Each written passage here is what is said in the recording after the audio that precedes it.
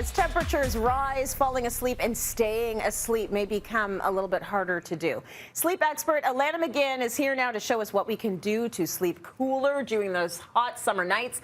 The nights are not even that hot and I'm already heated up at night. So Alanna, how does the season affect our sleep schedules? So we run off of an internal 24-hour clock, and this clock drives our daily routine. So when we eat, when we sleep, when we go to the bathroom, and it's largely cued from our external environment. So the light and the dark of the day being the main factor. So that's why in the winter we hibernate more, we sleep more because the days are shorter, they're darker.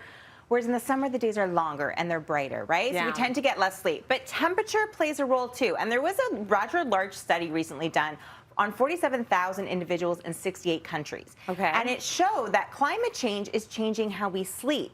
So as global temperatures are rising, we're getting less sleep. So on warmer nights of about 30 degrees Celsius, we're getting less than 14 minutes less sleep per night. So that's harder for us to get those 7 hours. So, you know, we got to stay cool so that we can get better sleep, so that we're not going into the winter with a sleep debt, which we want to avoid any debt, even a sleep debt, right? All the debt. We don't want any of the debts. That's bad news for all of us because less sleep for all of us makes us less we're not happy when we don't sleep. We're moody. We're moody. Okay, so let's start with the most obvious, just the window coverings. Very important. I love a good blackout blind because blackout blinds go to both topics that I was telling you about. It's going to keep things nice and dark, right? Because our mornings are brighter, evenings are lighter. It's going to keep things nice and dark. It's also going to keep things cool.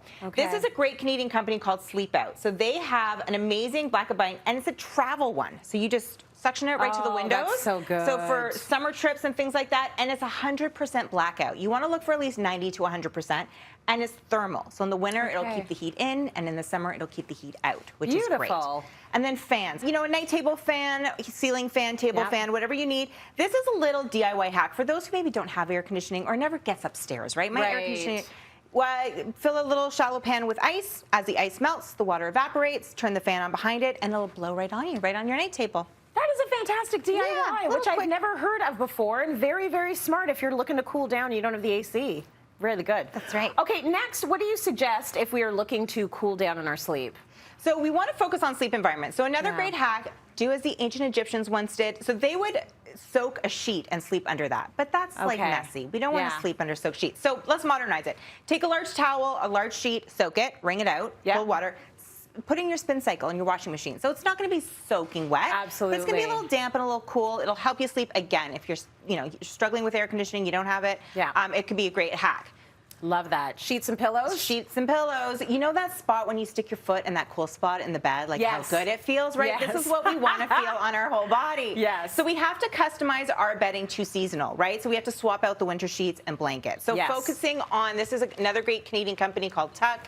This is a percale blend.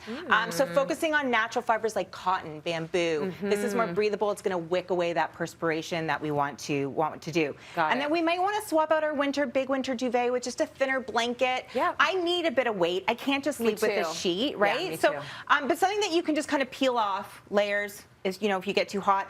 And then pillow. Listen, our head retains a lot of heat. So we might need the fluffier pillow in the winter.